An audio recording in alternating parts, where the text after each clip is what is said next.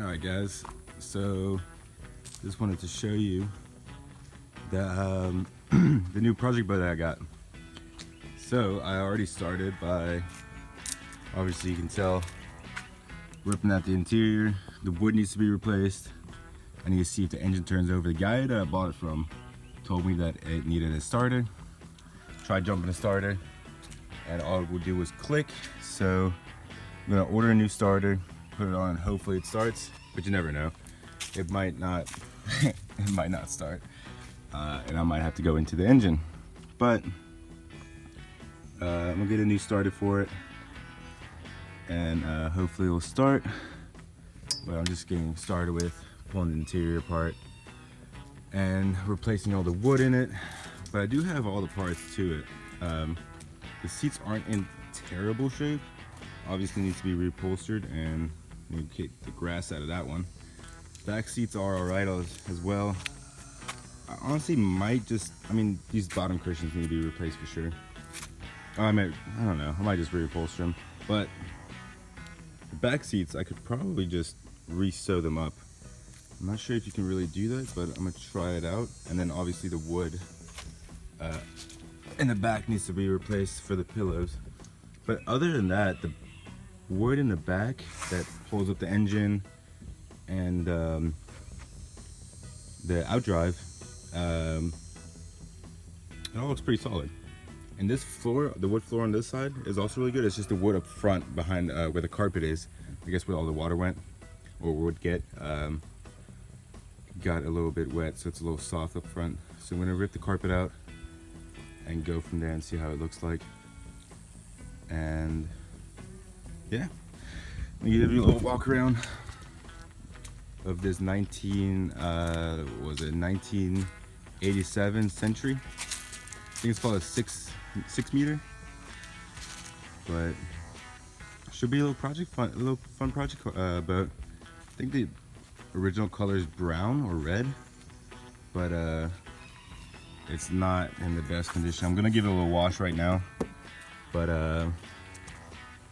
after I wash it, see how it looks like. But it's definitely gonna need a new paint job, and we're definitely gonna do that.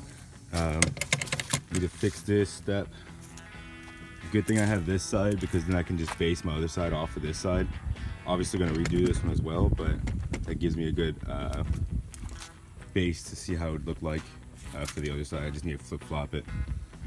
I might take this apart after I try to start it, and if water comes all the way through where it's supposed to, where it cools the engine, I might just leave the back end alone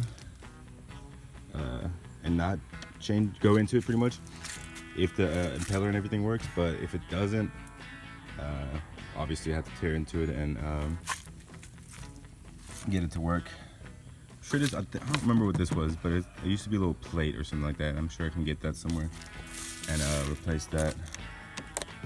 I don't know, it's a little soft, but it does have the Cruiser 260. I'm pretty sure that's a 5.7 liter Chevy engine, right? Pretty sure. I just have to double check, but I'm pretty sure that's what it comes with. I'm gonna try to spin it over by hand. I did when I bought it, but I didn't have an extension, so I could only turn it so much without wanting to strip that bolt. But I'm gonna try to do that again and make sure that at least works, so that kind of gives me some ease of mind, I guess. But yeah, I'm gonna clean this whole floor up right now, shop vac it, get all these little bits and pieces, little football and all out of here, and see how it looks like from there, see what I'm working with. Well guys, I'll give you guys an update once I'm done. Alright, a little update for you guys. Moved the boat under the carport, and so yeah, pretty much I'm leaving now, going back to work. So put it on the carport so it won't get right on and get even more wet and nasty. But we'll update on the interior. So here's the engine compartment. The interior still looks kind of rough, but it definitely cleaned up a lot more than I expected it to. But yeah, I let's see. I pulled the old starter off. I have it in my truck. I'm probably gonna go get a new one. Try and get a new one today at least. Let's see if I can show you. Pulled the, I don't know if you can see, pull the starter off. I need to get some terminals for my battery cables, and I took the belts off so I can get some new belts. And then I'm gonna try to fire it up next time I'm over here. Once it fires, see if there's any other issues with it. Make sure all the gauges, trim, etc. works. Then I'm going to, I have all the upholstery seats and stuff over there. I'm going to redo the wood where passengers sit. I'm going to hold off on the wood underneath the feet, where your feet are, because I'm going to do that over the winter because I want to try to get it running and going this summer. But I'm going to take the sides off, redo those, reupholster these, take the wood out of that and redo that. That little piece of wood under the dash, I might take that out, or I might just wait till the next time that I do the floor and carpet and stuff like that. I'm not sure what I'm gonna do with the seats and the back seat. I might try to just get some new cushions and upholstery and do it myself, or try to find a guy that will do it. I know if I get somebody else to do it, it's gonna be super expensive. But they're not terrible, so I think I can cut everything out, leave pretty much the form of it, and then trace it with the new upholstery I get, and it should match up pretty good. And then some new cushions and some new wood pieces underneath. That should all work out.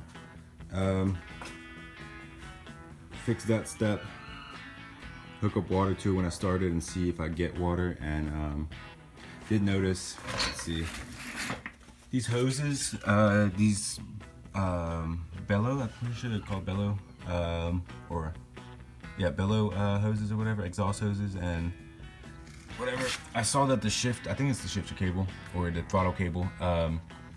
Throttle cable is, this one's broken, so I need to get a new one of that, or it's corroded, not broken.